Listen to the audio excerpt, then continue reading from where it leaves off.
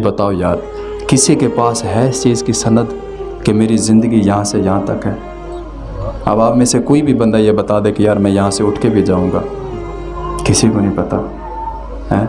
और मैं सुन रहा था जब से मैं यहाँ पर आया हूँ, ठीक है ना, मैं भी आपके इसी शहर का हूँ, मैं सुन रहा था इस बात को, मुझे बड़ा दुख हुआ है कि यार हम इतना बेहिस हो गए हैं, हमें इतना सोच नहीं है कि यार एक मस्जिद से आवाज़ आ रही है कि यार मस्जिद में महफिल है, आ जाओ मस्जिद में, लेकिन कोई भी नहीं आया। नमाज के लिए बुलाया, कोई भी नहीं आया। यार क्या हमारे ऊपर नमाज फ़र्ज़ नहीं है? क्या हमसे नहीं पूछा जाएगा कि हाँ भाई बता? और ये नहीं पूछा जाएगा कि भाई तूने सुबह से शाम तक क्या काम किए थे, और पर पूछा जाएगा हाँ भी बता, नमाज पढ़ी थी तूने, कुरान मजीद की तिलावत की थी तूने?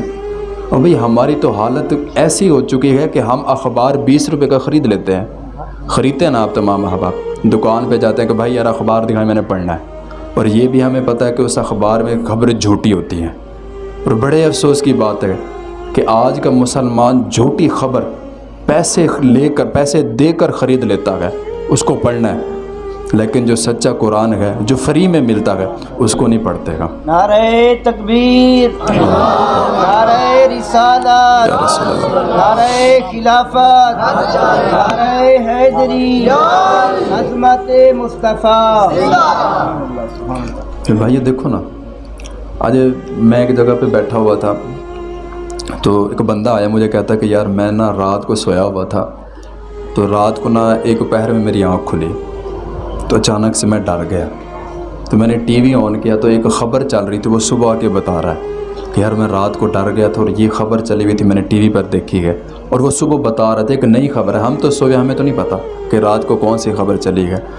फिर बड़ा अफसोस हुआ मुझे कि यार हैफ़ है तेरी ज़िंदगी पर, रात को डरा है तूने टीवी ऑन कर लिया, काश कि तू कुरान मजीद उठा लेता, तू कुरान मजीद खोड़ के पढ़ लेता हैं। कुरान मजीद की सूरतें वो भी हैं जो कहती हैं कि तेरे रिश्तेदार भी तुझे छोड़ जाएंगे, तेरे सगे बहन भाई भी तुझे छोड़ जाएंगे, तेरे माँ बाप भी तुझे छोड़ जाएंगे, तेरे बच्चे भी तुझे छोड़ जाएंगे, हर चीज़, तेरे दोस्त भी छोड़ जाएंगे तुझे, जिसके लिए आज तू 12-12, 1-1 बजे तक महफिल सजा के बैठता है, हर चीज़ छोड़ जाएगी। लेकिन ये कुरान मजीद की सूरा जिसके बारे में हुजूर पाक अलैहिस्सलातु वस्सलाम ने इरशाद फरमाया, ये हदीस का मफ़हूम है कि वो सूरत ऐसी है कि उसको बाकायदगी के साथ तिलावत करने वाला बंदा जो होगा, क़यामत वाले दिन उसका कुछ ऐसा आलम होगा कि वो सूरत जो है उस बंदे के दरमियान और दोज़ख के दरमियान आड़ बन के खड़ी हो जाएगी और सिफारिश करेगी, क्या बारी ताला मैं तब तक यहाँ से नहीं जाऊँगी जब तक तो इसकी बख्शिश नहीं कर देता, जब तक तो इसको माफ़ नहीं कर देता। तो फिर पूछा गया कि या रसूलल्लाह वो सूरत कौन सी है?